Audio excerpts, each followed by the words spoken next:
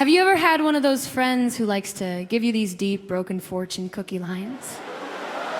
Like the one Natasha Collier talks about, the friend who told her, she goes, you know, you only want what you don't have. And Natasha was like, yeah, Gandhi, that's literally how wanting works. What am I missing here? If I already had it, it'd be called having, and I'd just be home full of snacks and inner peace like my dad after the Super Bowl. But no. The ideal situation is when you actually do want what you already have, right? Like healthy people do that. But no, there's always the other ones, the people who only want what they can't have, and the second they finally get it, they're like, ew, never mind. Like Ammon, David's Old Testament dirtbag son, gets obsessed with his half-sister Tamar, fakes being sick to lure her in, ignores all her protests, and forces himself on her anyway, even though she willingly offered to be his wife. I mean, good grief! And then immediately after, he suddenly hates her and orders his servant to throw her out, locking the door behind her like she's leftovers that have been sitting in the back of the fridge for way too long with that fuzzy gray-green coat on top and a smell that hits you between the eyes the second you crack the lid. Like, dude, you orchestrated a whole felony for something you didn't even want 5 minutes later. That's not love, that's not even lust, that's just pure evil genius energy. Full overlord villain campaign mode with a diabolical dungeon keeper mission briefing straight from the pit of hell. And speaking of Bible stories, are you like me? Have you ever been shocked by something you read in the Bible? Like, for example, verses 11 and 12 in the 25th chapter of Deuteronomy. Oh my gosh. It literally says, if two guys are fighting and one guy's wife jumps in to help her husband and grabs the other guy by the most vulnerable region, her punishment is that her hand has to be cut off. And everybody was told, show her no pity. Which means this happens so often, God had to add it to the rule book, like, Israel, we need to talk, Fight Club rule number 1, no surprise groin submissions. Deuteronomy's basically UFC guidelines, no eye gouging, 3-minute rounds, and absolutely no ninja wife going for the family line. I picture these couples like ancient tag team wrestlers.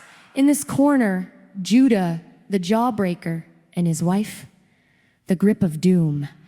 God said, be fruitful and multiply, and she's like, copy that.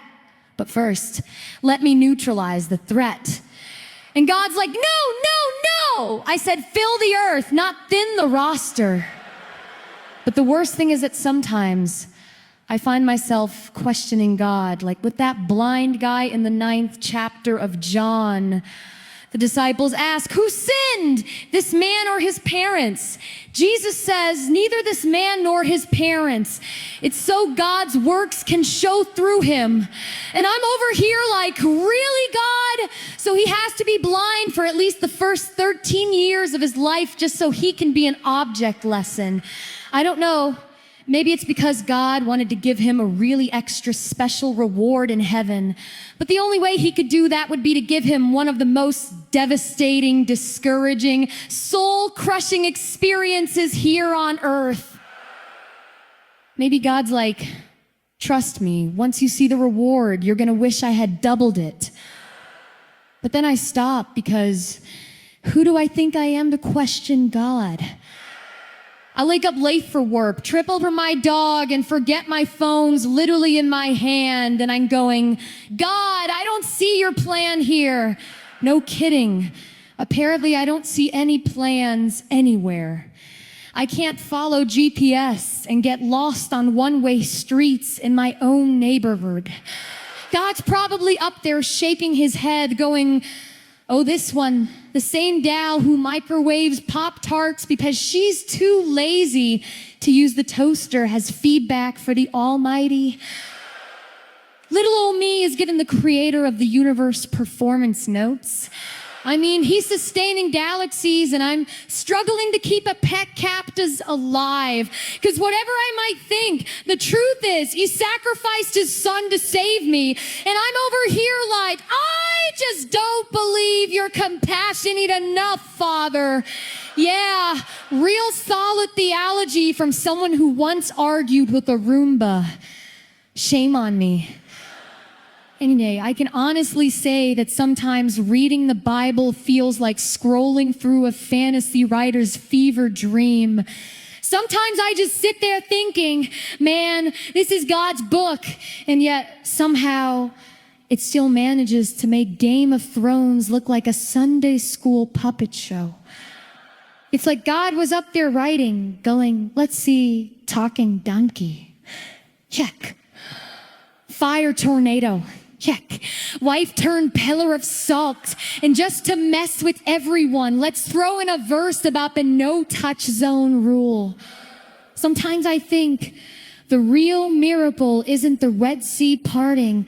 It's that this thing made it past the editor's desk at all.